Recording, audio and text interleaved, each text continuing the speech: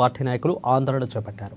పట్టణంలో బీఆర్ఎస్ పార్టీకి చెందిన ఫ్లెక్సీలను రాత్రికి రాత్రే తొలగించడంపై ఆగ్రహం వ్యక్తం చేస్తూ మున్సిపల్ కార్యాలయం వద్ద ఆందోళనకు దిగారు. ఒక్క బీఆర్ఎస్ పార్టీకి చెందిన ఫ్లెక్సీలను మాత్రమే తొలగించడంతో పార్టీ నాయకులు కార్యకర్తలు మండిపడుతున్నారు.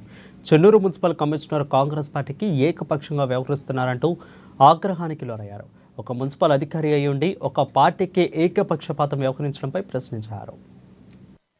ఈ యొక్క కాంగ్రెస్ ప్రభుత్వం, కాంగ్రెస్ ఎమ్మెల్యేలు, కాంగ్రెస్ పార్టీకి తొత్తులుగా వ్యవహరిస్తున్నటువంటి ఈ అధికారులు, మరి ముఖ్యంగా ఈ చెన్నూరు నియోజకవర్గం, చెన్నూరు మున్సిపాలిటీ కమిషనర్ ఈరోజు వివేక్ వెంకటస్వామి తొత్తుగా వ్యవహరిస్తున్న సంగతి గతంలోనే మేము చర్చించడం జరిగినది.